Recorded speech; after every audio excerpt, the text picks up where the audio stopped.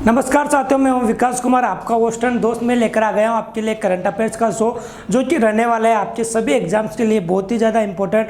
और साथियों, जो अपना ये सेशन चल रहा है कि करंट अफेयर्स का आपका उन सभी एग्जाम्स के लिए जो आने वाले सभी एग्जाम में, चाहे आपका पुलिस कांस्टेबल हो, चाहे आपका यूपीएससी लेवल हो, जो भी अगर यूपीएससी लेवल की मैं क्वेश्चन लेकर आता हूँ, एक या दो क्वेश्चन आपके डेली यूपीएससी लेवल के रहते हैं, जिसमें हम डिटेल से चर्चा करते हैं। अगर आपके उन क्वेश्चन में से ये भी बोल दिया जाता है कि आप 200 वर्ड्स का आप निबंध लिखो, 200 वर्ड के आप क्वेश्चन राइटिंग करो, तो उसका भी आराम से आप जवाब दे सकते हो, यदि आप मेरे वर्ड्स को, आप मेरे शब्दों को आप लिखते जा रहे हो, साथ के साथ उनको नोट करते जा रहे हो, रिवीजन करते जा रहे हो, तो मैं आपको जितनी भी डिटेल से क्वेश्चंस के बारे में वो सारे देने की कोशिश करता जाऊंगा।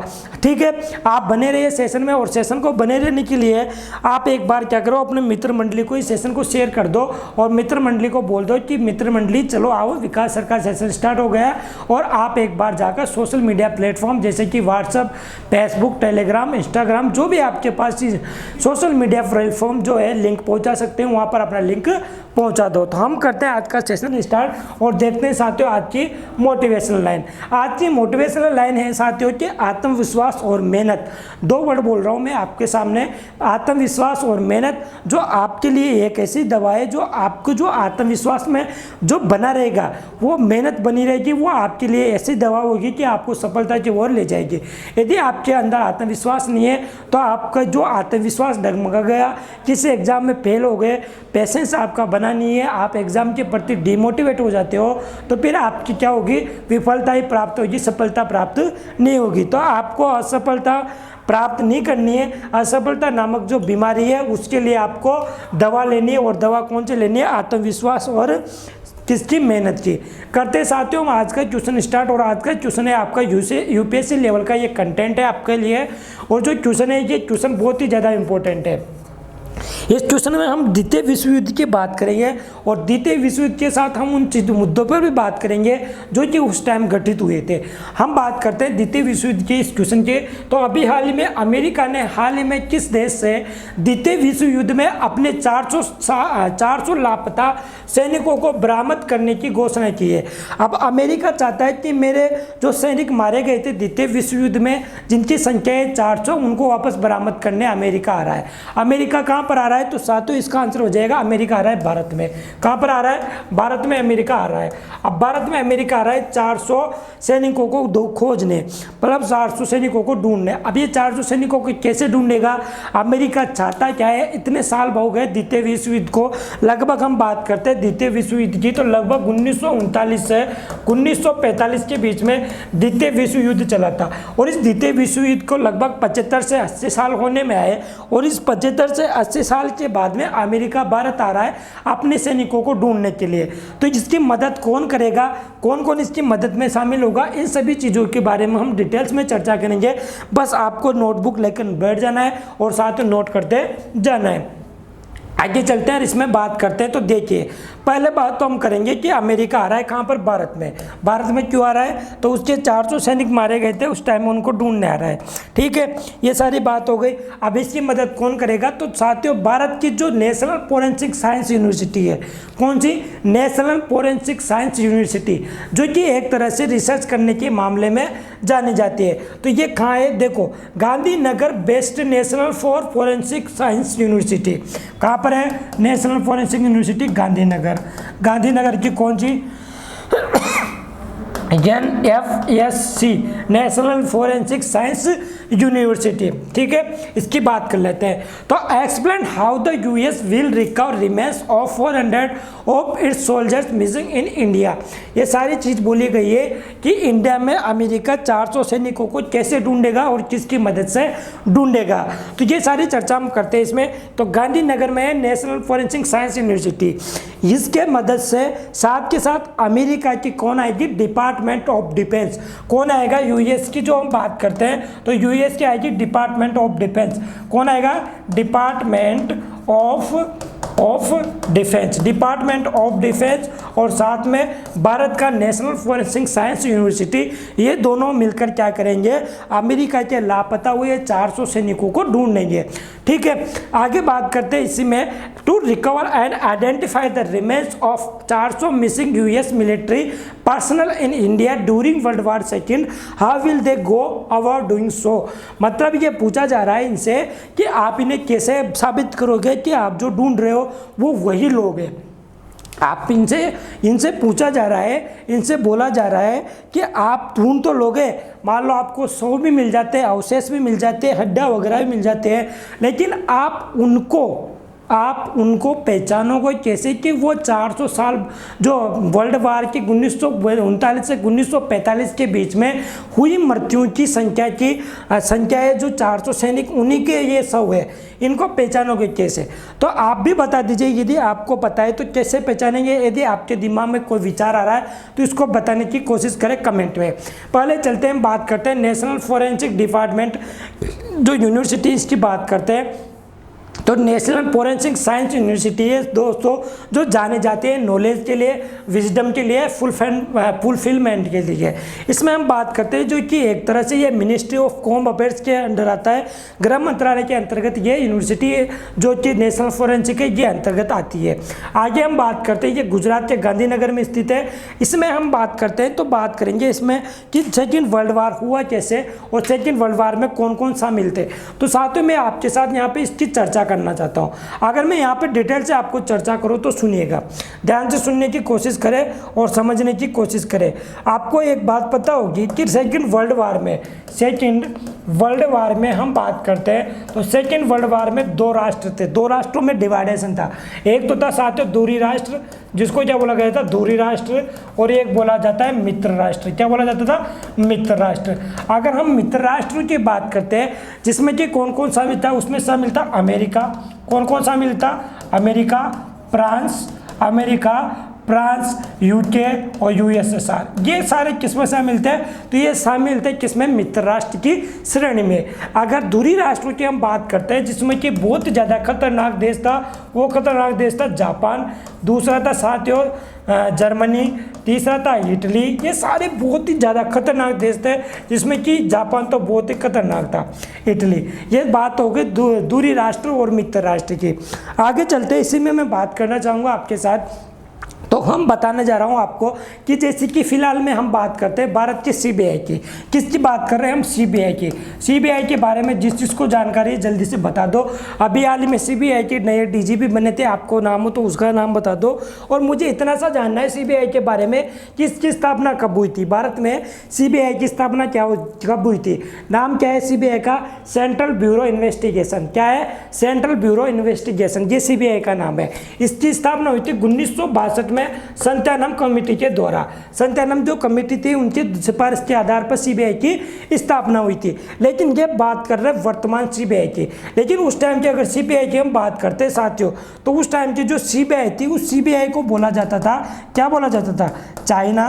क्या बोला जाता था, चाइना, बर्मा और इंडिया। बर्मा मतलब बोले तो बर्मा क्या था सर, बर्मा का मतलब म्यांमार। कहाँ है, म्यांमार। और चाइना, म्यांमार और इंडिया, ये सीबीआई थे। अब सीबीआई क्या थे, सीबीआई इनको क्यों बोला जाता है, तो साथियों 1939 से 1945 के बीच में जब सेकेंड वर्ल्ड वार हुआ था, तो आपको पता है भारत किसके अधीन था, ब्रिटिश वालों के। ब्रिटिश वाले थे, अंग्रेज थे, उनके अधीन भारत था। और 1947 के पहले भारत उनके अधीन था। तो आपको ये भी पता होगा साथियों कि जो ब्रिटिश था वो ब्रिटिश वाले क्या पता थे, बहुत लालची आदमी थे। कैसे लालची आदमी थे, आप जानते हो, भारत को वो एक तरह से आभूषणों की तरह देखते थे, क्योंकि भारत क्या था, एक सोने की चिड़िया था। और वो भारत को क्या करना चाहते थे कि कोई भी अगर विदेशी लोग या कुछ भी वर्ल्ड वार हो रहे हैं या XYZ कुछ भी हो रहा है देश दुनिया में, लेकिन भारत को वो बचाना चाहते थे, भारत को संरक्षित और सुरक्षित रखना चाहते थे। किनकी बात है, ब्रिटिश अंग्रेज वालों की। वो चाहते थे कि भारत को सुरक्षित रखे और इसी में हम राज कर रहे हैं। लेकिन उधर से जो जापान था, दूरी राष्ट्र का जो हिस्सा था, वो बहुत ही ज़्यादा खतरनाक देश बन रहा था और खतरनाक तरीके से आगे बढ़ता हुआ जा रहा था, लोगों को मारते हुए। ये हम बात करते हैं किसकी, सेकेंड वर्ल्ड वार की। तो आपको पता है उस टाइम जो युद्ध चल रहा था, इस युद्ध में जो बात करते हैं सीबीआई, तो भारत का जो हिस्सा था पूर्वोत्तर वाला, और भारत का जो पूर्वोत्तर वाला हिस्सा था, इसे बोला जाता था पूरे इंडिया को सीबीआई फ्रंट। क्या बोला जाता था उस टाइम पे, इंडिया को बोला जाता था सीबीआई फ्रंट। सीबीआई फ्रंट के नाम से जाना जाता था। अगर भारत के पूर्वोत्तर हिस्से की बात करते हैं तो पूर्वोत्तर हिस्से में शामिल था अरुणाचल प्रदेश। और इस अरुणाचल प्रदेश में क्या हुआ, अरुणाचल प्रदेश। इस अरुणाचल प्रदेश में क्या हुआ साथियों, जब जापान क्या कर रहा था, जापान क्या होता आगे बढ़ के आ रहा था। जो पूर्वोत्तर भारत था, पूर्वोत्तर भारत में अपन देख रहे हैं चाइना, बर्मा, म्यांमार और अरुणाचल प्रदेश, इनमें क्या हो रहा था, एक तरफ से एक सेकेंड, इसमें क्या हो रहा था कि ये बढ़ता हुआ आ रहा था। ठीक है, अब ये जो थे दूरी राष्ट्र और क्या नाम थे मित्र राष्ट्र, इनके एक दूसरे के बहुत कट्टर विरोधी थे। क्या थे, बहुत कट्टर विरोधी थे। अगर बात करते हैं इसमें तो उस टाइम की बात करते हैं जापान की। किसकी बात करते हैं, जापान की। तो जापान क्या कर रहा था दोस्तों, जो ब्रिटिश वालों ने इसमें राज कर रखा था। किनको, ब्रिटिश वालों ने राज कर रखा था, किस पर, इंडिया पर। तो जापान भी चाहता था कि मैं भी इंडिया पर राज करने जाऊँ। क्या करता था, अगर इंडिया पे ये क्या करना चाहता था, जापान भी राज करना चाहता था, क्योंकि जापान ने उस टाइम चाइना को भी हरा दिया, कोरिया को भी उसने क्या कर लिया, राज करना स्टार्ट कर दिया था, हांगकांग पर उसने राज किया। तो जापान ने सब पर राज किया है। लगभग जापान भी बहुत शक्तिशाली देश बन के उभरा था। ठीक है, उस टाइम की हम बात कर रहे हैं, द्वितीय विश्व युद्ध की बात कर रहे हैं, जिसमें कि चाइना को उसने हराया, इधर से हांगकांग को कब्जा किया, साथ के साथ कोरिया पे उसने कब्जा किया। मतलब जिस तरह से हड़प नीति वाली इनकी भी चाल थी। और जापान चाहता था इंडिया को भी मैं घेरने जाऊं। तो आपको पता है उस टाइम क्या हुआ था कि जापान क्या किया, जापान ने चाइना से होते हुए, कहाँ से होते हैं, चाइना से होते हुए म्यांमार में जाकर और इंडिया के अरुणाचल प्रदेश में घुसने की कोशिश की। और जो चाइना और इंडिया का बॉर्डर है, अरुणाचल प्रदेश की हम बात कर रहे हैं, जो पूर्वोत्तर भारत का हिस्सा है, इस पर घुसने की किसने कोशिश की, तो ये कोशिश की किसने, तो ये कोशिश की उसने, एक सेकेंड इसमें बताता हूँ, जापान ने। और जापान ने जैसे ही कोशिश की साथियों, तो जापान में जो अमेरिका था, वो अमेरिका अपने भारत का सहयोगी था। उस टाइम भारत का सहयोगी क्यों बना हुआ था अमेरिका, तो जो अमेरिका की एयरफोर्स थी, कौन किसकी, अमेरिका की एयरफोर्स थी, वो क्या करती थी, भारत से ही क्या करती थी, उड़ान भरती थी। मतलब भारत से एक तरह से संचालित होती थी, किसकी, अमेरिका की एयरफोर्स। ये बात हो गई। तो अमेरिका ने और ब्रिटिश वालों ने, दोनों ने मिलकर क्या किया कि अमेरिका ने उस टाइम किया, एंड टाइम में जब जापान भारत में घुसने की कोशिश कर रहा था, तो जापान पर हमला करा दिया। किसने करा दिया, विश्व के चौधरी ने। और हमला क्या, कहाँ पर कराया, तो आपने सुना होगा नागासाकी और हिरोशिमा, दो जगह, क्या नाम है, नागासाकी और हिरोशिमा, इन पर क्या करा दिया अमेरिका वालों ने क्या करा दिया, हमला करा दिया। मतलब यहाँ पर बम गिरा दिए गए नागासाकी और हिरोशिमा में, जब वो जापान भारत में घुसने की कोशिश कर रहा था। मतलब अमेरिका एक तरह से वो वाला बर्दर्स वाला क्या कर दिया, उसने मित्र फॉलो कर दिया। ठीक है, और जैसे जापान को ये पता लगा कि उसके देश में ये सब कुछ हो गया और हिरोशिमा नागासाकी पर हमला हो गया, बम गिरा दिए गए, तो जापान पीछे मुड़कर कहाँ चला गया, वापस चला गया। इस कारण भारत को इसने, अमेरिका ने हेल्प की थी। और जो भारत का जो था एयरपोर्ट सिस्टम जो था भारत का, यहाँ से संचालित होता था। तो उस टाइम क्या होता था, जब ये युद्ध हो रहे थे, तो इन युद्ध के बॉर्डर पे जब बात करते हैं पूर्वोत्तर भारत में, तो लगभग उस टाइम भारत के लोगों की हम बात करते हैं, तो लगभग 40,000 लोगों की भारत में क्या हुई थी, मौत हुई थी। कितनी हुई थी, 40,000 लोगों की भारत में मौत हुई थी। कितने लोगों की, 40 के लोगों की मौत हुई थी।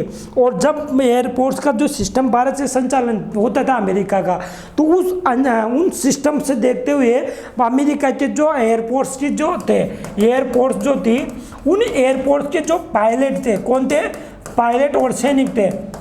वो पायलट और सैनिक इसी कारण क्या हो गए, इसी कारण यहाँ पर जो भारत की सीमा पर मारे गए थे। और उन पायलट और सैनिकों की संख्या कितनी थी साथियों, 400 संख्या थी। लगभग इन्होंने बताया कितनी संख्या थी, 400 संख्या थी। कितनी, 400 संख्या थी। अगर हम बात करते हैं इन्हीं 400 सैनिकों को अभी क्या कर रहा है, अमेरिका वापस ढूंढने कहाँ आ रहा है, भारत में आ रहा है। किसकी मदद से ढूंढेंगे, तो NFSU नेशनल फॉरेस्टिंग जो इंजीनियरिंग साइंस यूनिवर्सिटी, इसके द्वारा ये ढूंढा जाएगा।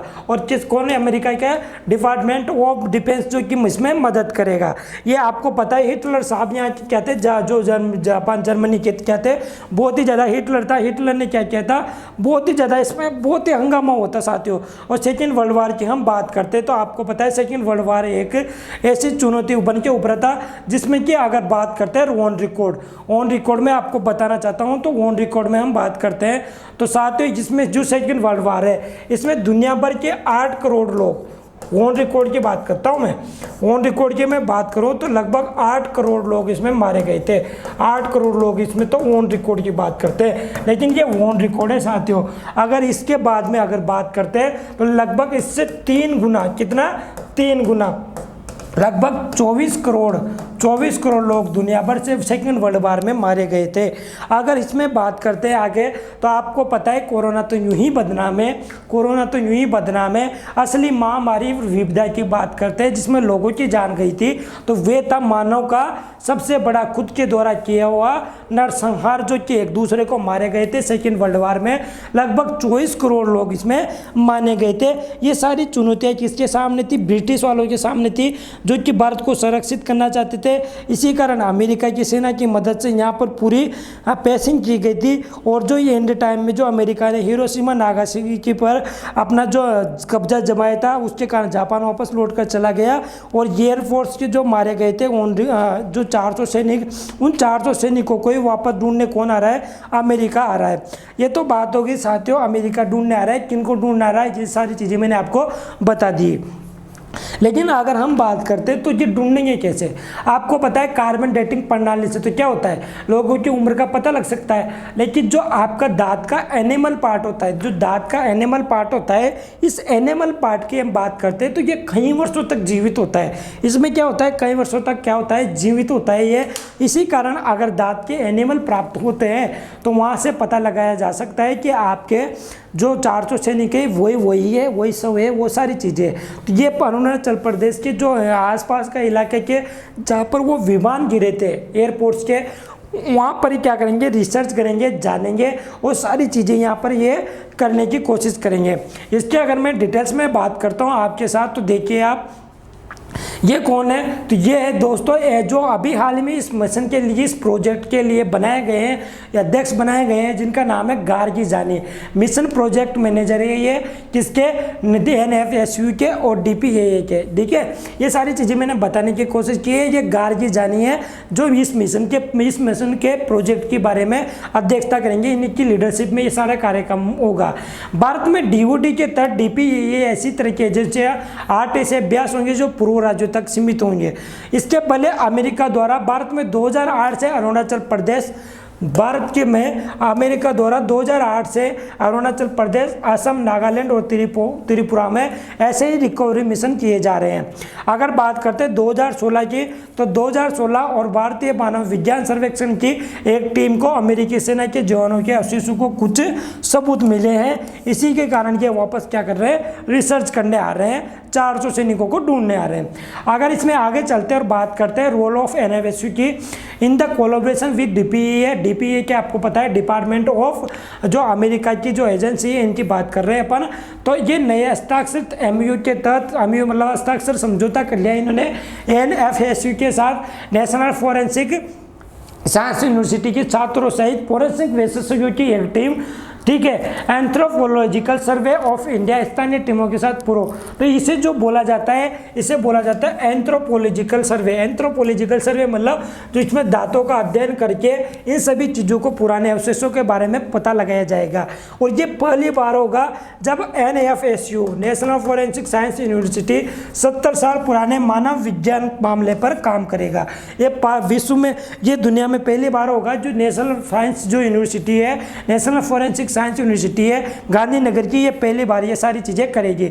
अगर इसमें बात करते हैं तो विघटित निकायों या कंकालों की पहचान करने का कार्य ओडोंटोलॉजी, आपको भी पता होगा ओडोंटोलॉजी अर्थात फोरेंसिक दंत, जो कि हमने दांतों की बात की, दांत परीक्षण और फोरेंसिक नर विज्ञान के माध्यम से किया जाएगा। ये सारी चीज़ें हमने चर्चा कर ली है।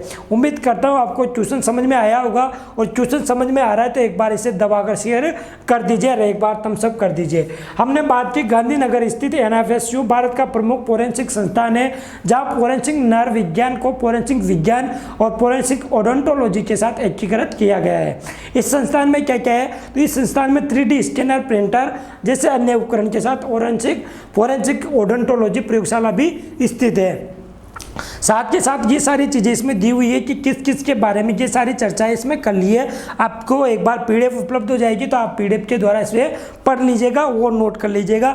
यदि आपसे ऐसे क्वेश्चन पूछे जा सकते हैं सेकेंड वर्ल्ड वार को से रिलेटेड कि आप 400 सैनिक आदि अमेरिका ढूंढ रहा है तो इसके बारे में अपने तथ्यात्मक जानकारी दीजिए। आप 200 शब्दों में इसमें निबंध लिख लिए। तो आप इन सभी शब्दों को मेरे द्वारा सुने हुए शब्दों को यदि आप एक तरह से सीरियस होकर सुनकर नोट करते जा रहे हो तो आपको ऐसा 200 वर्ड का हो या 400 वर्ड का आप आराम से निबंध लिख सकते हो, जो कि आपके यूपीएससी आरएस में पूछा जाता है। आगे चलते हैं बात करते हैं जो कि आपका ये ट्यूशन है साथियों, ये बहुत ही ज़्यादा इंपॉर्टेंट है। इस ट्यूशन को लेकर हम डिटेल्स में चर्चा करने वाले हैं। इसके पहले पी लेते हैं हम पानी, और आपको पता है तो कमेंट बॉक्स में इसका जवाब देने की कोशिश करें। और मैंने आपसे पूछा था सीबीआई का जो डीजी नियुक्त किए गए हैं वो डीजी कौन नियुक्त किए गए हैं, इसके बारे में आप जल्दी से बता दीजिए।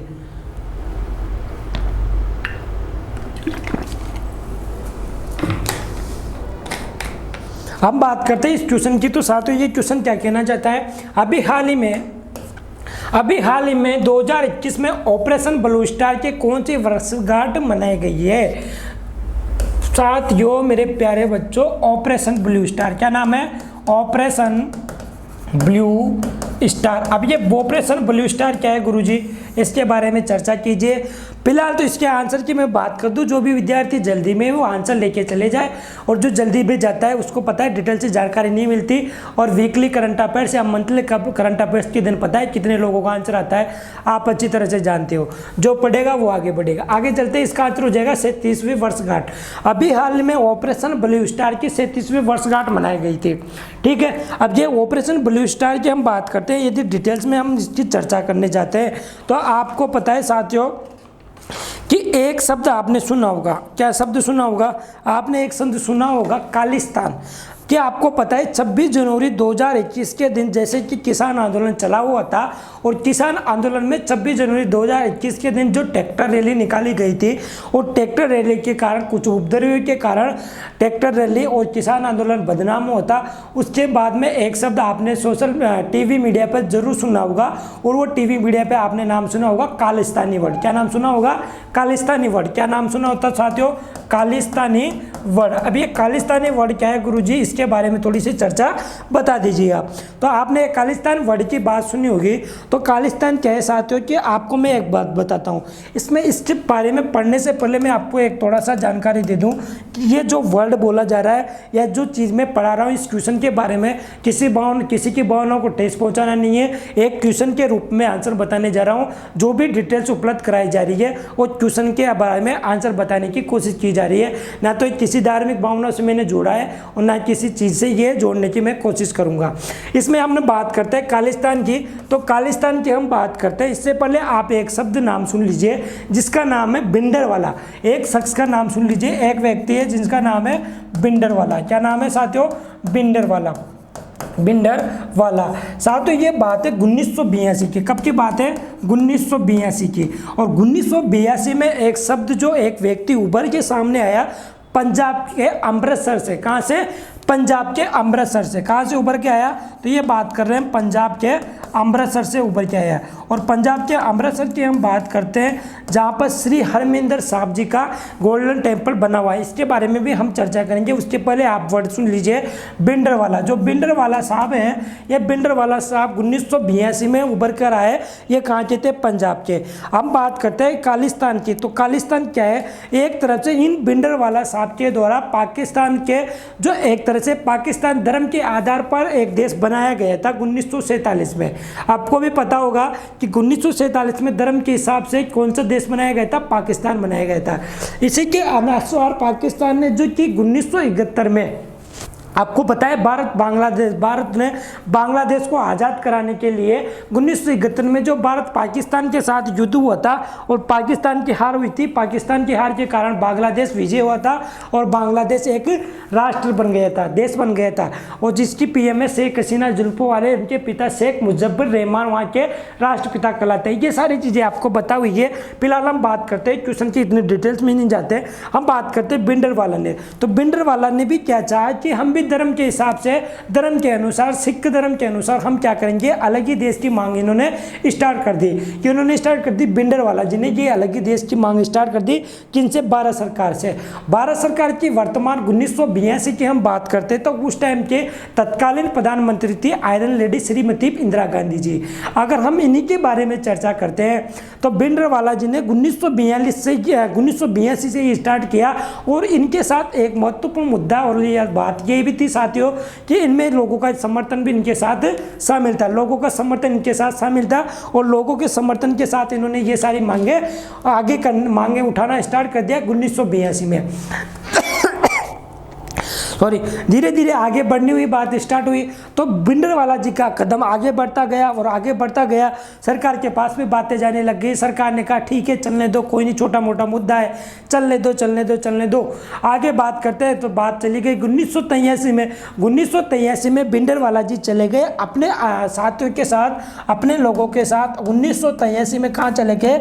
अमृतसर में। अमृतसर के कहाँ पर चले गए? तो अमृतसर में श्री हरमिंदर साहब का जो मंदिर है जिसे हम गोल्डन टेम्पल बोलते हैं, श्री हरमिंदर साहब के टेम्पल में ये चले गए, वहाँ पे ये घुस गए और घुसकर उसको कब्जा में ले लिया। किसको? अमृतसर के गोल्डन टेम्पल को, जिसको बोला जाता है हरमिंदर साहब जी का मंदिर। ठीक है, 1983 की ये बात हो गई। भिंडरवाला अपने साथी अनुयायियों के साथ कहाँ चले गए? अमृतसर के अंदर चले गए, गोल्डन टेम्पल के अंदर चले गए और गोल्डन टेम्पल को एक तरह से आपने कब्जे में ले लिया और अपने कब्जे पर लेकर वहाँ से ये आवाज़ बुलंद करने स्टार्ट कर दी। ये सारी चीज़ें वो रही थी उस time. BBC news media TV channel जो भी चलते थे उन चीज़ों ने इन्होंने ये सारी चीज़ें कवर की थी।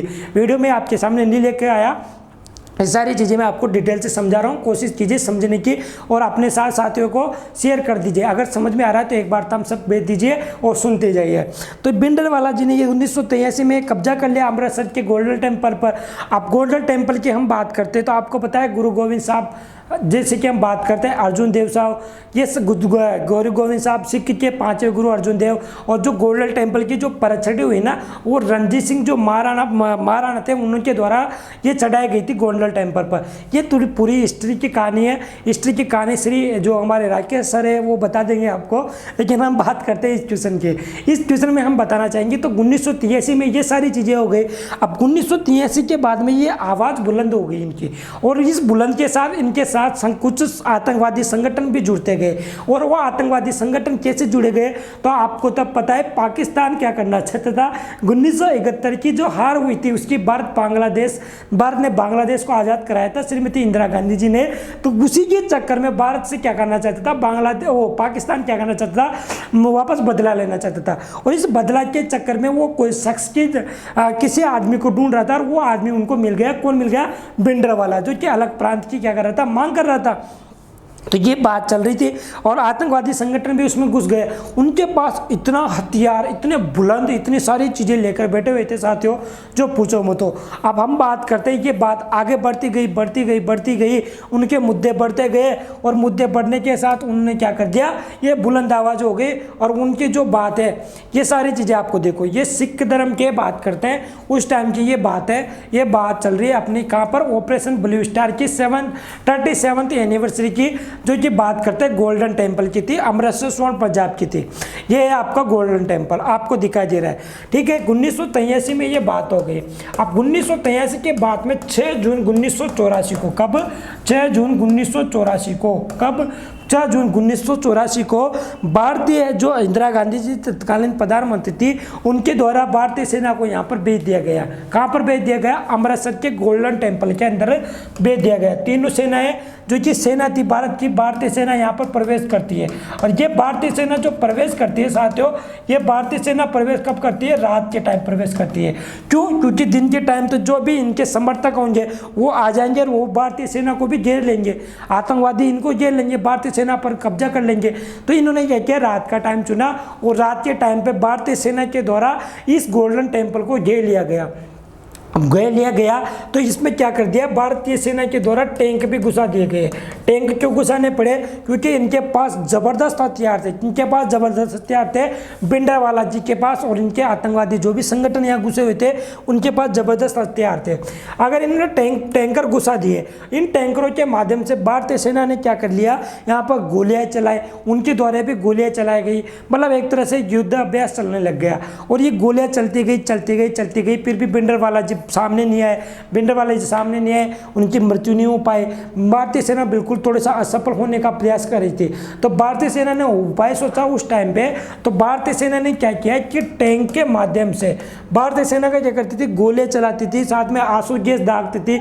लेकिन उनके पास इतने खतरनाक हथियार और सुरक्षा थी कि वो अपने आंसू गैस जो छोड़ रही थी ना भारतीय सेना, वो भी उसके द्वारा वापस रिफ्लेक्ट होकर इन्हीं को भारतीय सेना को ही लग रहा था। मतलब उनके कुछ भी असर नहीं हो रहा था। इतनी सारी तैयारियों के साथ वो वहां पर गए थे अमृतसर के गोल्डन टेम्पल के अंदर। अगर बात करते तो रात के टाइम पे जैसे ये असफल होने का प्रयास कर रहे थे, तो भारतीय सेना ने सोचा क्यों ना हम क्या करें। जो भारतीय सेना ने क्या किया, ये जो अमृतसर की जो गोल्डन टेम्पल की हम बात कर रहे हैं, इसके ऊपर की छत को उड़ा दिया, ऊपर की छत को उड़ा दिया। और ऊपर की छत को उड़ा दिया तो इसमें जो अंदर नीचे बैठे हुए थे भिंडरावाला जी, छत के गिरने के कारण उनकी क्या हो गई, मृत्यु हो गई।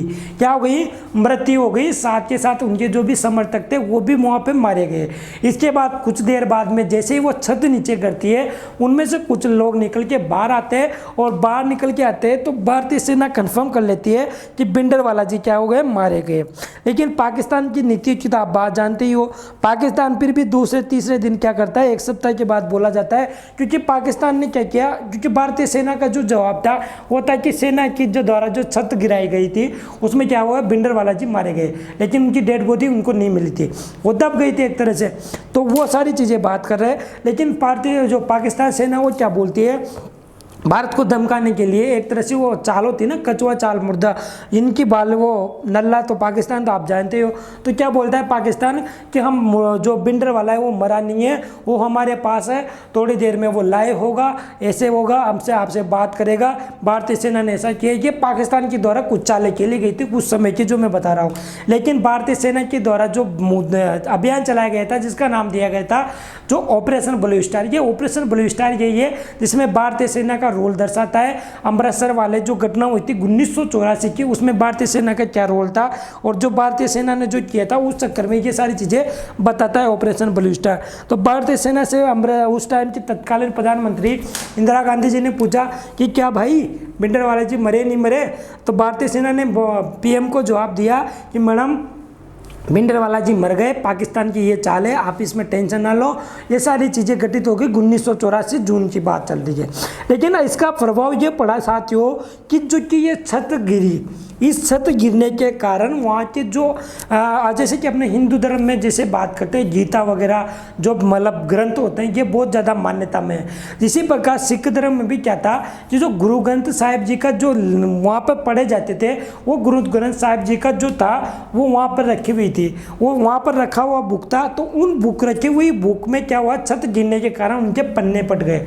उन पन्ने पटने के कारण वहाँ के जो सिख धर्म के जो लोग थे, जो सिख धर्म के आदमी थे, वो क्या हो गए, इसके खिलाफ हो गए। किसके खिलाफ हो गए, भारतीय सेना और पीएम के खिलाफ हो गए कि हमारे धर्म को इन्होंने क्या कर दिया, अस्त व्यस्त कर दिया। हमारे धर्म के ऊपर इन्होंने गोलियां चलाई, हमारे धर्म के ऊपर इन्होंने छत गिरा दी। ये सारी चीज़ें मतलब एक तरफ से बहुत ही ज़्यादा मुद्दा भड़क गया। ये कब की बात चल रही है, 1984 के ऑपरेशन ब्लू स्टार की हम बात कर रहे हैं। ठीक है, ये छत गिरी तो ये हाल हो गया। इसमें कुछ आतंकवादी संगठन भी थे, जो कि हम बात कर रहे हैं गोल्डन टेम्पल की। ये देखो आप उस टाइम की हालत में बताना चाहता हूँ आपको, ये भारतीय सेना के द्वारा चला हुआ है ये मिशन था। और ये मिशन देखो आप कैसे भारतीय सेना ने उस टाइम पे गोलियां चलाई थी। तो गुरु ग्रंथ साहिब जी की जो ये है जनरल सिंह भिंडरावाला जिनकी हम बात कर रहे थे, तो हम बात कर रहे थे इसमें, तो वो भारतीय सेना के द्वारा गुरु ग्रंथ साहिब जी के जो पन्ने जल गए, तो एक तरह से एक धार्मिक मुद्दा बन गया। और धार्मिक मुद्दा बनने के कारण क्या हो गया साथियों, एक तरह से पूरे देश में क्या हो गई, सिख धर्म के जो लोग थे वो भारतीय सेना और पीएम के लिए एक तरह से आक्रोशित होने लग गए, गुस्सा होने लग गए। और बात करते हैं इसी के कारणवश जो उस टाइम के तत्कालीन प्रधानमंत्री इंदिरा गांधी जी थे, उनके गार्ड थे, सिख गार्ड थे उनके। उन सिख गार्डों ने क्या किया, सुबह अक्टूबर की बात कर रहे हैं हम। अक्टूबर में लगभग 31 अक्टूबर की बात करते हैं हम।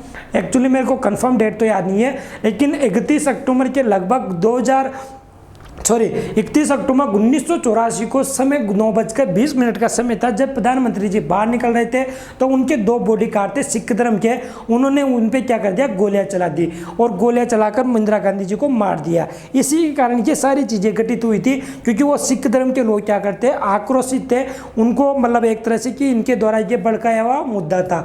जैसे कि पीएम जो इंदिरा गांधी जी की मौत होती है, तो इंदिरा गांधी जी की मौत के बाद पूरे देश में क्या हो जाता है, हड़कंप मच जाता है और लोग एक दूसरे को मारने लग जाते हैं। हिंदू धर्म और सिख धर्म में आपस में लड़ाइयाँ होती है। ये सारी चीज़ें वो ऑपरेशन ब्लू स्टार और बाद में इंदिरा गांधी जी की मृत्यु पर बेस्ड था। इसमें लगभग जो बात करते हैं तो 3000 सिख जो हमारे सिख भाई थे, इन 3000 सिख भाइयों की क्या हुई थी, मौत हुई थी और जनरल सिंह भिंडरवाला भी मारा गया था, जिसमें हम बात करते हैं ये सारी चीज़ हुई थी। ठीक है, और इसमें भारतीय सेना की हम बात करते हैं तो भारतीय सेना के लगभग एक सेकंड साथियों, पिन कर गया, एक सेकंड। तो इसमें हम भारत की सेना की हम बात करते हैं साथियों, तो इसमें भारतीय सेना के द्वारा कब, भारतीय सेना के द्वारा जो भारत की सेना की हम बात कर रहे हैं तो भारतीय सेना के जो जवान थे, उन जवान की कितनी मौत हुई थी, लगभग 250 मृत्यु भारतीय सेना के जवानों की मृत्यु हुई थी। कितनी, 250 सैनिक यहाँ पर भारतीय सेना के मारे गए थे, प्लस 1400 लोग मारे गए थे। कौन से, जो अदर लोग थे ये मारे गए थे। और साथ के साथ में जो बाद में सिख धर्म के अनुयायी, जो सिख धर्म के लोग, हिंदू धर्म के लोग या देश में बिल्कुल दंगे आंदोलन हुए, तब 3000 लोग इसमें मारे जाए गए थे सिख धर्म के। बात करते हैं जनरल सिंह भिंडरवाला को। जनरल सिंह भिंडरवाला को प्रोत्साहन किसने किया था, उस टाइम कांग्रेस ने प्रोत्साहन किया था, क्योंकि क्या होता है, एक तरह से कोई राजनीति पार्टी होती है वो क्या करना चाहती है, एक नेता उभार कर लाना चाहती है। कोई भी क्या करती है, क्षेत्रीय पार्टी होती है या सेंट्रल लेवल या स्टेट लेवल की कोई पार्टी होती है, तो क्या करती है, अच्छा नेता ढूंढने की कोशिश करती है। तो उस टाइम पंजाब में अच्छा नेता के रूप में भिंडरवाला जी उभर के आ रहे थे। इनके साथ कांग्रेस ने जो बात करते हैं तो कांग्रेस ने जो इंडियन गवर्नमेंट थी, इन्होंने इनके साथ आनंदपुर रेजोल्यूशन एक्ट पर क्या किया था, एग्रीमेंट किया था। आनंदपुर जो रेजोल्यूशन एक्ट है इनके साथ एक्ट किया गया था, जिसमें इन्होंने मांग की थी separate state of Khalistan. Sikh धर्म के लिए इन्होंने खालिस्तान की मांग की थी, किनसे, इंडियन गवर्नमेंट से। और ये बात है 1982 की, और बाद में इन्होंने 1983 में ये सारी चीज़ें गोल्डन टेम्पल के अंदर ये घुस गए और बाद में इन्होंने एक देश की मांग शुरू कर दी। और इस मांग के साथ में ऑपरेशन ब्लू स्टार हुआ, जो कि आपको यहाँ पर दिखाई दे रहा है। अच्छी तरह मैं पूरा डायग्राम ढूंढ के लाया हूँ कि ऑपरेशन ब्लू स्टार में कैसे, कौन सी पोजीशन में क्या हुआ था। ये सारी चीज़ें आपको यहाँ पर दिखाई दे रही है। पीडीएफ आप लेने की कोशिश कीजिएगा। समझ में आ रहा है तो एक बार जमा शेयर कर दो और मुझे बता दो कि सर आपका पढ़ाया हुआ समझ में आ रहा है। और मुझे ये भी बता दो साथियों, आप क्या आपको जो समझ में आ रहा है वो कंटेंट अच्छा या नहीं है आपके लिए। इसके बाद इसके लिए आप एक बार थम्स अप दे दीजिए। और ये यहाँ पर देखिए, जून 2006 की बात करें, सॉरी जून 3 और 6 की बात करते हैं। 1984 was Indian military operation at the Harmandir Sahib in the Amritsar Punjab, the holiest temple of the Sikh, preferred attack to suffer Sikh terrorist, however innocent lives were taken, man women and children were beaten and shot and throw into the holy sarovar. ये सारी चीज़ें आपको यहाँ पर दी हुई है, जो आपको समझ में आ गई है ऑपरेशन ब्लू स्टार के बारे में। ये देखिए, ये बात बता दिया मैंने, क्यों हुआ था, कैसे हुआ था, सारी चीज़ें। ये इंदिरा गांधी जी की मृत्यु हुई थी, इंडियन एक्सप्रेस में लेकर आया हूँ आपके सामने। इंदिरा गांधी जी की आफ्टर, इसके बाद में क्या हो गई, Indira Gandhi ji shot dead attack by security man at one Safdarjung road, Safdarjung जो रोड है दिल्ली में। One assailant kill another held, ये सारी चीज़ें मारी गई थी। 2 इनके सिख गार्ड थे, इंदिरा गांधी जी को इन्होंने मार दिया था इस आंदोलन के बाद में। ठीक है, ये बात है। ये NSG एक्ट के जो कमांड थे, नेशनल सिक्योरिटी गार्ड के ये कमांड थे, जो थे हम ये सिख धर्म के थे, है ना। ये सारी चीज़ें इसमें दी हुई है। 1986 में ये NSG एक्ट का जो बना था, ये बन गया था। उसके बाद में NSG एक्ट बनाया गया था, जिसका नाम था टेररिस्ट अफेक्टेड एरिया। 1984 के बाद का जो मुद्दा था, उसके बाद में NSG कमांड की घोषणा कर दी गई थी। ठीक है, pro Khalistan slogans raise the at Golden Temple on 37th anniversary of Operation Blue Star. और अभी हाल ही में इसकी जो 37 क्या गई थी 37th यूनिवर्सिटी मनाई गई थी, 36वीं यूनिवर्सिटी एनिवर्सरी मनाई गई थी।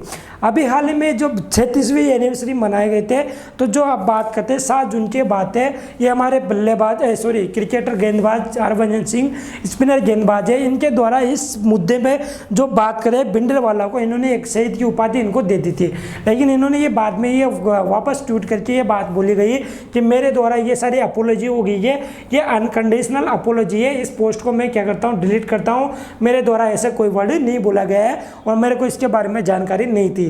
तो ये सारी चीज़ें थी जो इंडियन एक्सप्रेस की बात कर रहे हैं हम, ये सारी चीज़ें मैं आपके सामने लेकर आया हूँ। उम्मीद करता हूँ आपको दोनों क्वेश्चन अच्छे से समझ में आए होंगे और दोनों क्वेश्चन मैं आपके लिए बहुत ही ज़्यादा कंटेंट के साथ लेकर आया था, जो कि मैं समझाने में भरपूर प्रयास किया था। उम्मीद करता हूँ आपको क्वेश्चन समझ में आया होगा।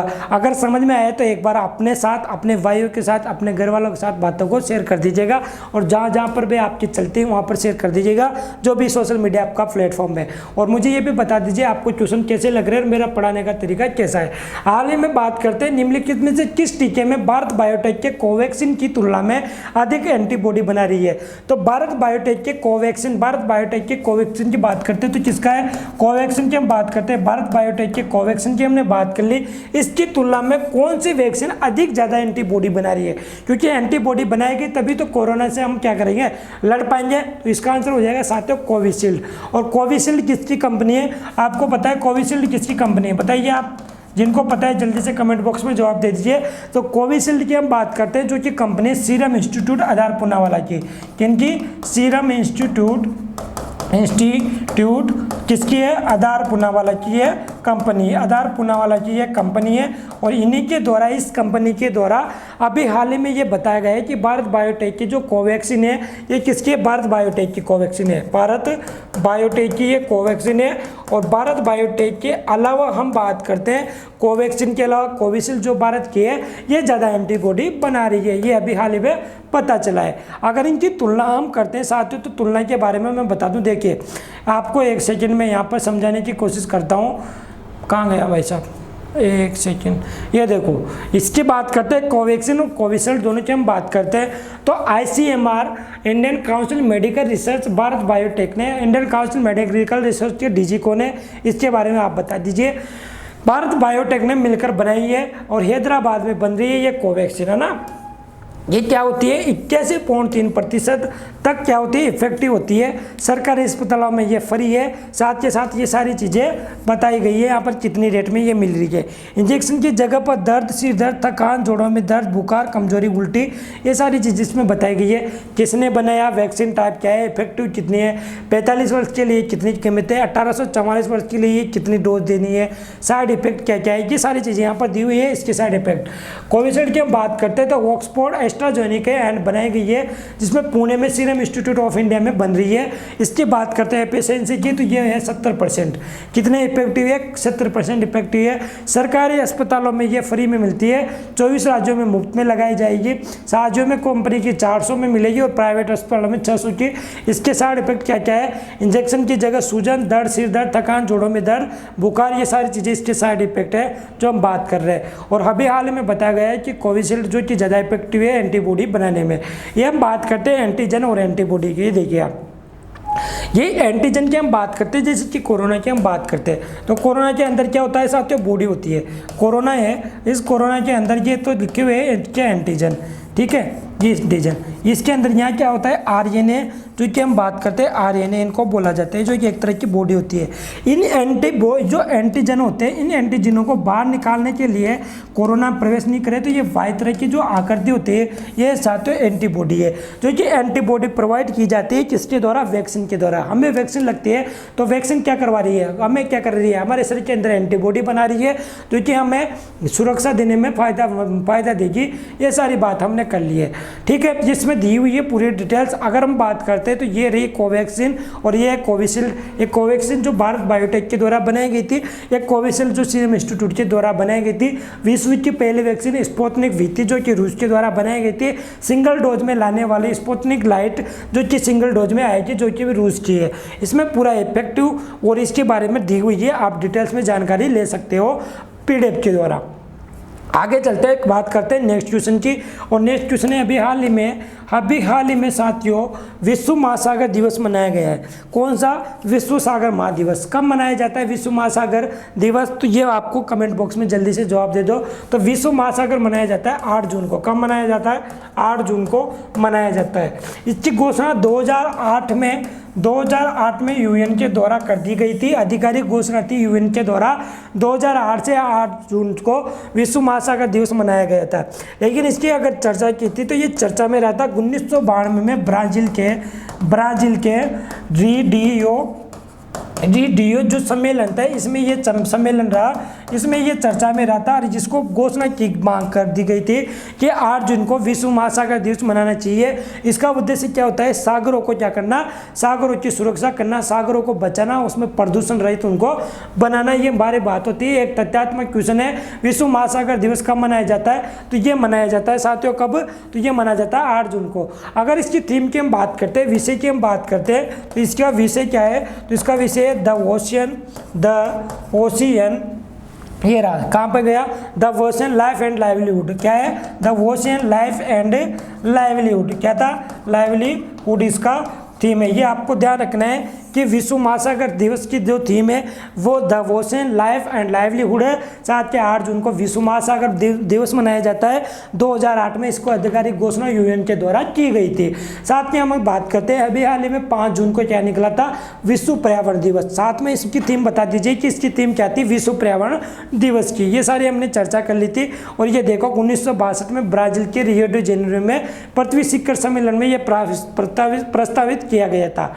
World oceans day 2021 anchored by the theme of life and livelihood. Here are the details about this year edition. ये सारी विश्व महासागर दिवस की बात है जिसमें कि समुद्रों को बचाना, समुद्र के जीव जंतुओं को बचाना विश्व महासागर दिवस के अंतर्गत आता है। World Ocean day 2021 life and livelihood ये थीम है इसकी, है ना।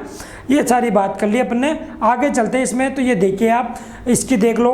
1992 में अर्थ समिट हुआ था जिसमें ब्राज़ील की रियो डी जेनेरो की बात की थी। इसके बारे में ये बताया गया था। 2008 में ये ऑफिशियली रिकॉग्नाइज किया गया था यूनाइटेड नेशनल जनरल असेंबली के द्वारा।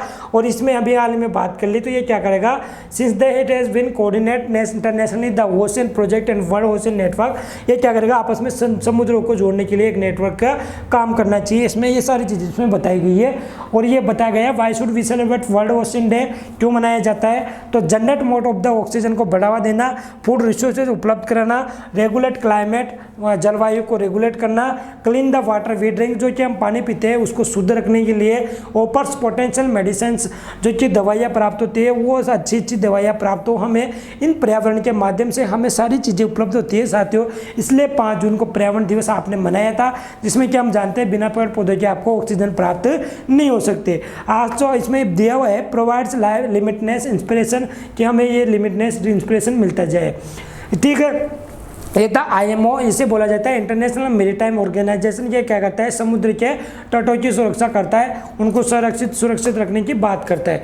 आगे बात करते हैं नेक्स्ट क्वेश्चन की। अगर सेशन आपको पसंद आ रहा है तो एक बार जल्दी से शेयर कर दीजिए और बताने की कोशिश कीजिए कि सेशन आपको कहाँ से कैसा समझ में आ रहा है। बात करते हैं नेक्स्ट क्वेश्चन की। और नेक्स्ट क्वेश्चन है हमारा स्टेट ऑफ इंडिया।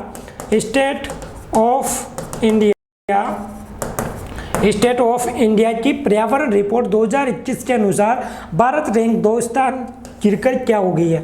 अब बात करते हैं अभी हाल ही में जो बात करते हैं SDG सस्टेनेबल डेवलपमेंट गोल्स की हमने बात की थी, जिसमें हमने बात की थी साथियों कि जो केरल है वो केरल क्या आया था? पहले स्थान पे आया था। केरल क्या आया था? सस्टेनेबल SDG की हमने बात की थी जिसमें केरल पहले स्थान पे था 75 नंबर के साथ। 75 नंबर 100 में से इसको प्राप्त हुए थे, जिसमें केरल सब जिसमें बात की थी सस्टेनेबल डेवलपमेंट गोल्स में जो 17 गोल्स होते हैं इनको इसने पूरा कर लिया है। ये तो हमने बात की थी इंडिया के स्टेट्स की जिसमें केरल शामिल था। था। और केरल के अलावा अगर यूटी की हम बात करते हैं, केंद्र शासित प्रदेश में कौन कौन शामिल था, तो केरल के जिसमें शामिल था चंडीगढ़ जो कि प्रथम स्थान पर था, और दूसरा था कौन सा, दिल्ली, और दिल्ली ये था। इन दोनों को क्या मिला था, केंद्र शासित प्रदेश में पहला और दूसरा स्थान मिला था, और केरल को राज्य में पहला स्थान मिला था एसडीजी में, सस्टेन डेवलपमेंट गोल, जो कि 17 गोल्स के पैमाने के आधार पर दिया जाता है। ये इंटरनेशनल लेवल पे की हम बात करते हैं तो दुनिया के देशों में भारत की रैंक पिछले साल की हम बात करते हैं तो पिछले साल भारत की रैंक थी 2020 में 115वीं रैंक थी, 115वीं रैंक थी, जो कि 2021 में 2 स्थान खिसक कर कितनी हो गई, 170वीं रैंक हो गई भारत की। किसमें, स्टेट ऑफ इंडिया पर्यावरण की रिपोर्ट में, किसमें, स्टेट ऑफ इंडिया पर्यावरण की रिपोर्ट में, जो दुनिया वाले इसमें निकालते ना, जो बात करते हैं हम एसडीजी डेवलपमेंट गोल, इसमें भारत की रैंक 117वीं हो गई, 117वीं हो गई। और हम बात करते हैं चंडीगढ़, तो चंडीगढ़ कितने रैंकों के साथ था, 79 नंबरों के साथ था, और ये 68 नंबरों के साथ था। अगर इसमें बात करते हैं तो इसके पहले हमसे पहले कौन कौन है, तो हमसे पहले भी हम बात करते हैं इसमें बांग्लादेश, भूटान और नेपाल। हमसे पहले कौन कौन, बांग्लादेश की हम बात कर ले, भूटान की हम बात कर ले, और नेपाल की हम बात कर ले, ये हमसे पहले है। इसमें किसमें, पर्यावरण रिपोर्ट की हम बात करें, स्टेट ऑफ इंडिया की पर्यावरण रिपोर्ट की हम बात करें, जिसमें भारत की रैंक कितनी है, 117वीं है। आपको ध्यान रखना है, इंपॉर्टेंट क्वेश्चन है, तथ्यात्मक जानकारी है। आगे चलते हैं, बात करते हैं इसमें, तो देखिए, India slips to sport to rank 117 on achieving sustainable development goals report. ये 17 गोल्स है, 1 से लेकर 17, इन गोल्स को प्राप्त करने के लिए ये सारी चीज़ें दी जाती है। 17 सतत विकास लक्ष्यों एसडीजी पर 2020 के रैंकिंग की तुलना में भारत की रैंक 2 स्थान खिसक गई है और 117 हो गई है, जो पिछले साल क्या थी, 115 थी। एसडीजी की हम बात करते हैं डिटेल में, तो इस SDG goals were adopted as part of 2030, मतलब 2015 से 2030 तक ये टारगेट रखा गया है कि 2015 से 2030 के बीच में क्या होगा कि इन सस्टेनेबल डेवलपमेंट गोल्स के माध्यम से क्या किया जाएगा, इसको शामिल किया जाएगा। देशों में कौन प्रगति पर है, हम बात करते हैं तो 193 देश इसमें शामिल है यूएन में, और 2015 से 2030 के बीच ये रैंकिंग चलने वाली है। अगर हम बात करते हैं 2020 में इंडिया रैंक वाज 115, जो मैंने अभी हाल में बता दिया, ठीक है, कोई बात नहीं, आगे चलते हैं। India was rank below 4 of south Asian countries, जिसमें नेपाल, श्रीलंका, भूटान, बांग्लादेश, इनसे भी इंडिया क्या चला गया, नीचे चला गया। किसके साथ, इंडिया की जो रैंक आई है ऑल ओवर वर्ल्ड की, तो 69.1 ये इंडिया की रैंक है आउट ऑफ 100 में हम बात कर रहे हैं ना। आगे चलते हैं, बात करते हैं नेक्स्ट क्वेश्चन की। नेक्स्ट क्वेश्चन की पहले देख लीजिए आप, स्टेट वाइज जो इसमें कन्फर्म किया गया था, जिसमें केरला, हिमाचल प्रदेश और चंडीगढ़ ये सारी चीज़ें टॉप पर रही थी। इस तरह गोल्स यहाँ पर दिए गए हैं, इसी के आधार पर क्या निकाला जाता है, एसडीजी निकाला जाता है, सस्टेनेबल डेवलपमेंट गोल निकाला जाता है। स्टेट की हम बात करते हैं, टॉप पर कौन कौन रहा है, तो केरल, हिमाचल प्रदेश, तमिलनाडु, आंध्र प्रदेश, गोवा, कर्नाटक, उत्तराखंड। आगे हम बात करते हैं मीडियम में, तो मीडियम में कौन कौन रहा है साथियों, मणिपुर, एमपी, बंगाल, छत्तीसगढ़, नागालैंड और उड़ीसा। और बिल्कुल नीचे की बात करते हैं तो रिंकिया के पापा बिहार इसमें सबसे ज़्यादा नीचे है। ठीक है, आगे बात करते हैं, चलते हैं नेक्स्ट क्वेश्चन की। नेक्स्ट क्वेश्चन में मैंने यहाँ पे रैंकिंग का आपको बता दिया किसको कितने नंबर प्राप्त हुए थे। 75 केरल को प्राप्त हुए थे, 74 तमिलनाडु और हिमाचल प्रदेश को हुआ था, 79 यूटी चंडीगढ़ को हुआ था, दिल्ली को 61, इसमें 68 नंबर प्राप्त हुआ था। ये सारे 17 गोल्स हैं जिनके बारे में हमने डिटेल से चर्चा की थी लास्ट सेशन में। ये सारी चीज़ें मैं बता चुका हूँ आपको। अगर आप पढ़ने वाले बच्चे हो तो पीडीएफ लेकर आप आराम से पढ़ सकते हो और नोट कर सकते हो। मैं क्वेश्चन का आंसर आपको डिटेल वाइज डिटेल देते जा रहा हूँ। आगे बात करते हैं साथियों, तो हम पढ़ते हैं नेक्स्ट क्वेश्चन की। नेक्स्ट क्वेश्चन है हमारा अभी हाल ही में बात करते हैं किस राज्य में रायमोना आरक्षित वन, क्या नाम है, रायमोना आरक्षित वन। अब ये रायमोना आरक्षित वन क्या है साथियों, इसकी डिटेल से चर्चा करते हैं। और रायमोना आरक्षित जो वन है इसको अभी हाल ही में नेशनल पार्क का दर्जा मिल गया है। नेशनल पार्क बोले तो राष्ट्रीय उद्यान, नेशनल पार्क की हम बात करते हैं तो इसका दर्जा मिल गया है। और ये कहाँ पर मिला है, तो ये साथियों ये मिला है असम में। कहाँ में, असम में। असम की राजधानी दिसपुर आपको पता है, और हेमंत बिस्वा शर्मा इसके सीएम है। तो असम में अभी हाल ही में रायमोना को क्या बना दिया गया, नेशनल पार्क बना दिया गया है। ये कहाँ की बात है, तो ये बात है असम की। तो रायमोना कौन सा नेशनल पार्क बना है, 6th नंबर का नेशनल पार्क बना है। किस नंबर का, 6th नंबर का नेशनल पार्क बना है। इसके पहले कौन कौन से थे साथियों, तो इसके पहले था काजीरंगा, जिनको पता है जल्दी से नोट कर दीजिए। काजीरंगा, मानस, नामेरी, डिब्रूगढ़ साइखोवा, डिब्रूगढ़ साइकोवा, क्या नाम है, डिब्रूगढ़ साइकोवा। और अभी हाल ही में जो छठा नंबर का बना है। इसके अलावा हम बात करते हैं 5वें नंबर पे कौन था, औरंग। कितना था, औरंग। ठीक है, हम बात कर रहे हैं इसमें काजीरंगा, मानस, नामेरी, डिब्रू साइकोवा और वोरंग। ये 5 तो पहले थे और छठा भाई आ गया इनका, कौन सा, रायमोना। क्या नाम है, रायमोना। मोना नहीं भैया, मोना किसी गर्लफ्रेंड का नाम होगा, रायमोना नहीं, रायमोना। तो साथ ही ये 6 नेशनल पार्क हो गए। कहाँ के, ये हो गए भैया असम के। अभी हाल ही में बात करते हैं काजीरंगा। तो काजीरंगा आपको पता है एक सिंह के गेंडा के लिए ये प्रसिद्ध है, एक सिंह के गेंडा के लिए प्रसिद्ध है, कौन सा, काजीरंगा। और इसमें हाथी मेरे साथी की मौत हुई थी लाइट गिरने के कारण 186 की, 186 हाथी किस पे मौत हो गई थी, काजीरंगा के नेशनल पार्क में, जो हमने पिछले सेशंस में बात की थी। ठीक है, आगे चलते हैं, बात करते हैं। तो इसमें देखिए आप, ये देखो असम की हम बात करते हैं। असम के बारे में बात करने से पहले तो Raimona becomes Assam 6th national park, जो कि मैंने बता दिया। इसके पहले असम के काजीरंगा नेशनल पार्क, मानस, नामेरी, औरंग और डिब्रूगढ़ साइनोमा इसमें क्या थे, नेशनल पार्क थे। ये सारी चीज़ें यहाँ पर दिए हुए थे। असम के चीफ मिनिस्टर जो हेमंत बिस्वा शर्मा है, इन्होंने रायमोना जो रिजर्व फॉरेस्ट था, जो कि किस जिले में था, कोकराझार डिस्ट्रिक्ट में था। कहाँ पे था ये, कोकराझार डिस्ट्रिक्ट में था। नाम था कोकराझार डिस्ट्रिक्ट में ये था रायनोमा। इसको अभी हाल ही में नेशनल पार्क का दर्जा दे दिया गया है, जो कि 6th नेशनल पार्क होगा। कहाँ का, असम का। ये सारी चीज़ें आपको बता दिया। ये किसके अंडर आता है, तो आपको पता है भूटान की जो सीमा है, भूटान की सीमा की बात करते हैं तो this forest comes under Bodoland territorial reason BTR across the border with Bhutan. Bhutan की सीमा में पड़ता है। लगभग हम बात करते हैं साथियों तो भूटान के अंदर ये घुसा हुआ है। किसके अंदर घुसा हुआ है, भूटान के अंदर घुसा हुआ है। किसकी बात कर रहे हैं, रायनोमा नेशनल पार्क की। देखिए आपको, इसके अलावा हम बात करते हैं काजीरंगा, मानस, नामेरी, औरंग और डिब्रू सैखोवा यहाँ के नेशनल पार्क थे। इसके द्वारा, एक सेकेंड, यहाँ पे मैप नहीं दिखाया आपने, मैप ये रहा। ये देखो आपको यहाँ पे मैं दिखाता हूँ, ये देखिए आपको यहाँ पर दिखाई दे रहा होगा भूटान, ये है भूटान। और ये रायनोमा नेशनल पार्क की क्या है, लोकेशन है। रायनोमा नेशनल पार्क की ये लोकेशन है, रायमोना नेशनल पार्क की लोकेशन है, जो कि आपको यहाँ पर दिखाई दे रही है। लगभग इसमें घुसा हुआ है, भूटान के अंदर ये घुसा हुआ है। कौन सा, location of Raimona national park. ये सारी चीज़ें मैंने आपको बता दी। असम के बारे में चलते हैं और बात करते हैं हम डिटेल्स में। तो आपको पता है असम के अभी हाल ही में, ये असम की बात करते हैं। देखो भैया मैप तो सही लेते यार, असम की हम बात करते हैं तो ये देखो यहाँ पर है असम और ये भूटान यहाँ पर है, इसके अंदर ये घुसा हुआ है। आगे हम बात करते हैं तो असम के बारे में। देखो असम के बारे में बात करते हैं साथियों तो असम की राजधानी दिसपुर, राज्यपाल जगदीश मुखी, हेमंता बिस्वा शर्मा। हमारी टीम भी गजब करती है यार। लोकसभा सीटें 14, राज्यसभा 7 और विधानसभा सीटें 126। तो लोकसभा की 14, राज्यसभा की 7 और विधानसभा की 126। भैया तगड़ी टीम है हमारे, है ना सुनील जी। राष्ट्रीय उद्यान डिब्रू साइखोवा, काजीरंगा, मानस, नामेरी और रायमोना ये नेशनल पार्क इसमें शामिल हो गए। ये हो गई साथियों असम की बात। और असम ने हमने बात कर ली है। ये बहुत इंपॉर्टेंट क्वेश्चन है साथियों, इसको ध्यान रखिएगा। अगर हम बात करते हैं इसके अलावा, तो इसके अलावा मैं बताना चाहूँगा असम के अभी हाल में रिसेंट न्यूज़ क्या कह रही है।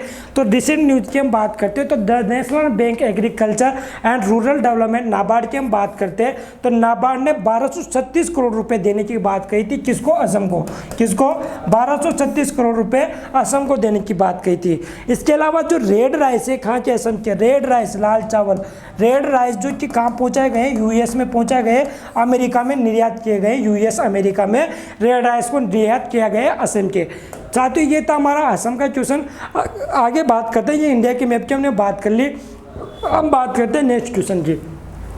नेक्स्ट क्वेश्चन है हमारा, किस राज्य ने टीकाकरण अभियान जहां वोट वहां टीकाकरण, क्या नाम है, जहां वोट वहाँ टीकाकरण की बात की है।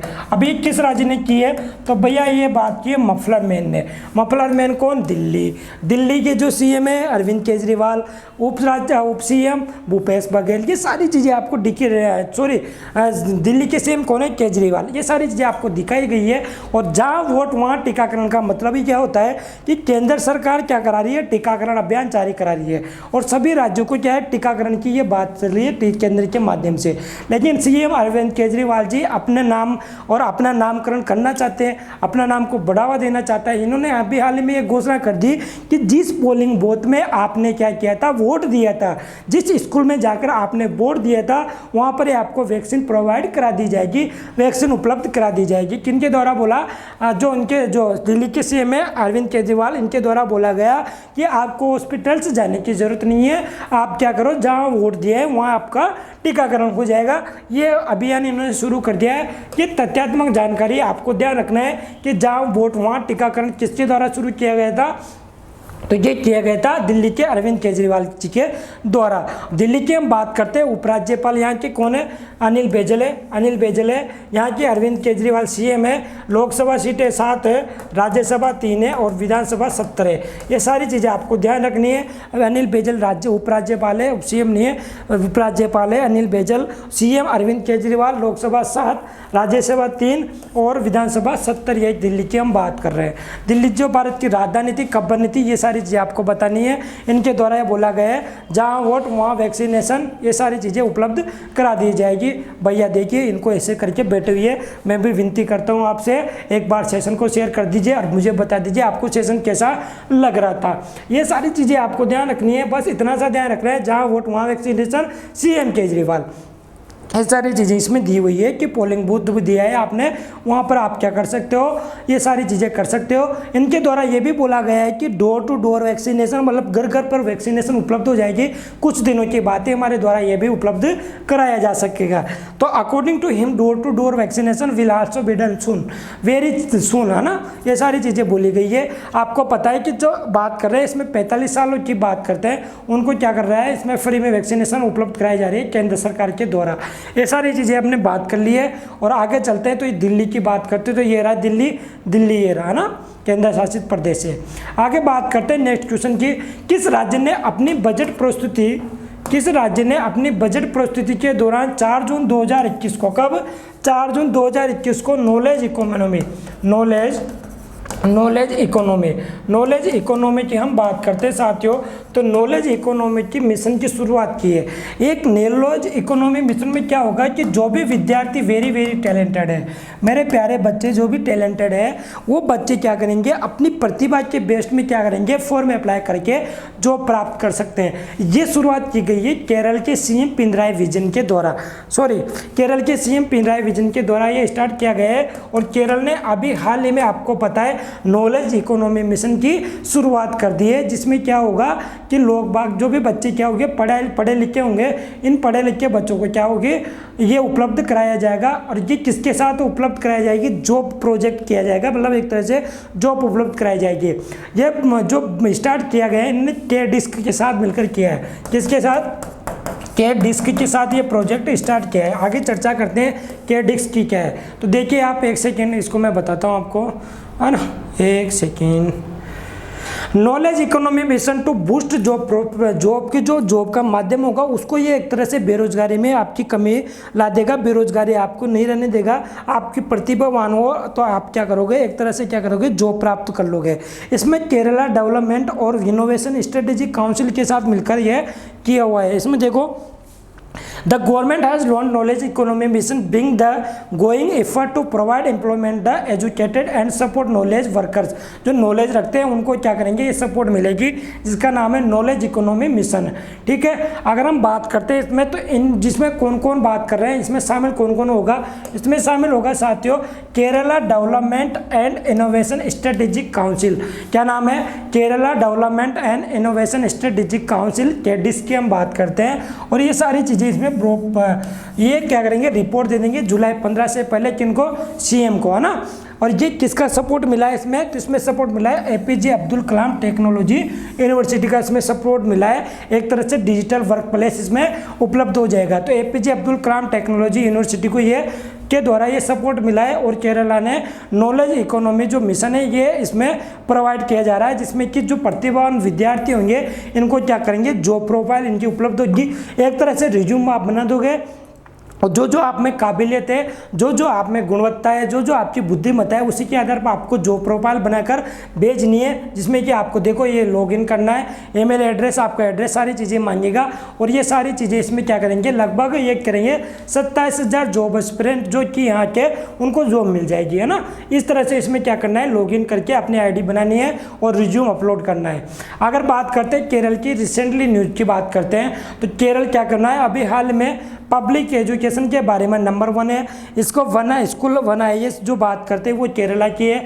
आगे हम बात करते हैं तो अभी हाल में SDG डेवलपमेंट में ये नंबर 1 पे रहा था, ठीक है। ये सब केरला के द्वारा किया जा रहा है। और इसके बाद में इसमें जो बिगेस्ट इवेंट होता है आर्ट कल्चर रिलेटेड, उसका नाम है कोची मुजरिस, जो कि कहाँ पर हुआ था, ये हुआ था दोस्तों कल जो म्यूजियम वहाँ बन रहा है, ये असम में सॉरी केरल में बन रहा है। ये रहा केरल, और केरल के तिरुवनंतपुरम में ये बन रहा है। मुझे एक आप कमेंट बॉक्स में जवाब दो दो, केरल के जो तिरुवनंतपुरम है, कहाँ पर, तिरुवनंतपुरम जो है केरल की राजधानी है। यहाँ से अभी हाल में सबसे कम उम्र की, इंडिया की सबसे कम उम्र की अभी हाल ही में मेयर बनी है, सबसे कम उम्र की मेयर बनी है, उनका नाम क्या है, इसका आप जल्दी से कमेंट बॉक्स में जवाब दो कि केरल की अभी हाल में सबसे कम उम्र की जो मेयर बनी है, मेयर जानते हो वो मेयर बनी है, वो कौन है, उनका नाम है दोस्तों आर्या राजेंद्रम। क्या नाम है, आर्या राजेंद्रम, इसको भी नोट कर लीजिएगा। आर्या राजेंद्रम जो सबसे कम उम्र की इंडिया की मेयर बनी है, तो केरल की तिरुवनंतपुरम से बनी है ना। आगे बात करते हैं नेक्स्ट क्वेश्चन की। हाल ही में किस राज्य ने वायु देवता पेंशन योजना या वॉक्सीवेन योजना लॉन्च की है। आप पता है आपको वायु देवता और वॉक्सीवेन किसने लॉन्च किया है, तो इसे लॉन्च किया है मनोहरलाल खट्टर जी ने, हरियाणा ने लॉन्च किया है। किसने, हरियाणा ने, और मनोहरलाल खट्टर जी ने ये लॉन्च किया है। मनोहरलाल खट्टर जी क्या है, CM है। मनोहरलाल खट्टर जी क्या है साथियों, CM है। ये लॉन्च किया है वायु देवता और पेंशन योजना। अब इसमें क्या होगा, इसके अलावा वॉक्सीवेन भी लॉन्च किया है। अगर हम बात करते हैं वॉक्सीवेन की, तो ये वॉक्सीवेन क्या लगाए जाएंगे, ये हरियाणा में लगाए जाएंगे। इसमें क्या होगा, आपको पता है ऑक्सीजन जो होती है पेड़ पौधों से मिलती है, ऑक्सीजन के बिना कुछ भी संभव नहीं है। तो ऑक्सीजन के लिए 80 एकड़ भूमि क्या की जा रही है, आवंटित की जा रही है हरियाणा में। ऑक्सीजन के लिए नहीं, पेड़ पौधों के लिए, है ना। पेड़ पौधों के लिए 80 एकड़ भूमि जो कि आवंटित की जा रही है। यहाँ की बात करते हैं तो what is Haryana CM scheme for pension for trees oxygen for waste to avoid shortage in future. जो हम बात करते हैं ऑक्सीवेन की, तो ये 80 एकड़ जमीन यहाँ पर पेड़ पौधों को लगाने के लिए उपलब्ध कराई जा रही है। कहाँ पर, करनाल डिस्ट्रिक्ट पर, हरियाणा के करनाल डिस्ट्रिक्ट में 80 एकड़ भूमि जो कि एक तरह से जंगल बनाया जाएगा, है ना, ये उपलब्ध कराई जा रही है। ये बात हुई है वर्ल्ड एनवायरनमेंट डे 5 जून 2021 के दिन ये घोषणा की गई है हरियाणा के मनोहरलाल खट्टर जी के द्वारा। कोई ना कोई राज्य तो ऐसी सुविधा उपलब्ध करा रहा है, लेकिन ये बात करते हैं हरियाणा कुछ आगे निकल चुका। अभी हाल ही में जो अंकुर योजना थी वो कहाँ की थी, वो अंकुर योजना थी दोस्तों कहाँ की, मध्य प्रदेश की। ऑक्सीवेन क्या करेगी, 10 टाइप के यहाँ पर फॉरेस्ट लगेंगे। कितने टाइप के, तो 10 टाइप के फॉरेस्ट लगेंगे, जो जंगल लगेंगे ऑक्सीवेन योजना के तहत पे, जो करनाल डिस्ट्रिक्ट के 80 एकड़ भूमि पर लगाया जा रहा है। अगर हम इसी में बात करते हैं जो नेक्स्ट, ये तो पहली स्कीम है इनकी ऑक्सीवेन, ठीक है साथियों। अगर हम सेकेंड स्कीम की बात करते हैं तो वो है वायु देवता, ठीक है। वायु देवता की हम बात करते हैं तो वायु जो प्राण वायु देवता है, इसमें क्या होगा कि जो हम बात करते हैं हमारे गाँव में, आपने सुना होगा, गाँव के रहने वाले जो बच्चे हैं वो सभी जानते हैं कि वहाँ पे क्या होता है, पुराने पेड़ होते हैं, उनको देखकर क्या करते हैं, डराया जाता है बच्चों को। वो पीपल का पेड़ याद है, वो बरगद का पेड़ याद है, रात में उनके पन्ने हिलते हैं, उन पन्नों हिलने के कारण क्या होता है, बहुत सा डर सा लगता है। तो इस योजना के तहत 75 वर्ष से जो उम्र के जो पेड़ पौधे हो गए, 75 वर्ष से ज़्यादा के जो पेड़ पौधे, जिसमें हम बात करते हैं बरगद की, पीपल के पेड़ की, इन पीपल के बरगद की बात कर रहे हैं, इनके द्वारा क्या होता है, इनके रख रखाव के लिए, ये नष्ट ना हो, रख रखाव के लिए हरियाणा सरकार ने क्या किया, 2500 रुपये की पेंशन राशि दी गई है वायु देवता के नाम से। क्या, वायु जो बात करते हैं प्राण वायु देवता के नाम पर 2500 रुपये पेंशन देना स्टार्ट कर दिया है ऐसे पेड़ पौधों के रखाव के लिए, ठीक है। और ये पेंशन हर साल वृद्धावस्था सम्मान पेंशन के तर्ज पर बढ़ाई जाएगी। जैसे कि वृद्धावस्था की पेंशन बढ़ती है, उसी प्रकार इनकी पेंशन भी बढ़ती जाएगी। इसके अलावा हमने बात करते हैं इसमें तो पंचवटी योजना भी हरियाणा सरकार ने लागू की है। पंचवटी योजना के तहत क्या होगा कि जो भी आपकी गवर्नमेंट ज़मीन है गाँव में, उस गवर्नमेंट ज़मीन में क्या लगाए जाएंगे, पेड़ पौधे लगाए जाएंगे, जिससे कि क्या होगा, उनके आपके गांव की पंचायतों को क्या होगा, आय में वृद्धि होगी। इसमें क्या होगा कि इस पहल के तहत हरियाणा के गांव में पंचवटी नाम से पौधारोपण किया जाएगा। इन पौधों से क्या होगा, प्राकृतिक ऑक्सीजन प्राप्त करने की प्रक्रिया को बढ़ावा मिलेगा और खाली जमीन पर कृषि वानिकी को भी बढ़ावा मिलेगा। साथ के साथ में ग्रामीण क्षेत्रों में पंचायतों की आय में वृद्धि होगी। इसे बोला गया पंचवटी योजना। तो हरियाणा के द्वारा पंचवटी योजना, ऑक्सीवेन और वायु देवता योजना, ये किसने लॉन्च की है, मनोहर लाल खट्टर ने।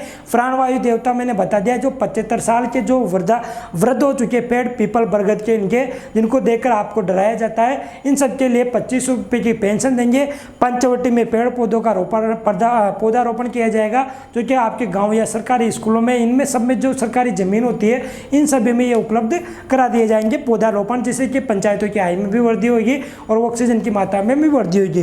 इसके अलावा वॉक्सीवेन की बात करते हैं तो वॉक्सीवेन के लिए 80 एकड़ भूमि के लिए पर्याप्त जगह दी गई है। उसमें 10 प्रकार के जंगल, आपको पौधे जंगल टाइप लगाया जाएगा। तो ये बात हुई थी किसकी, हरियाणा की। आगे चलते साथियों इसमें बात करते हैं हम, तो ये बात होगी जिसमें मुगल नर कर्नाल में वन विभाग के ऑक्सीजन फॉरेस्ट लॉन्च किया गया था।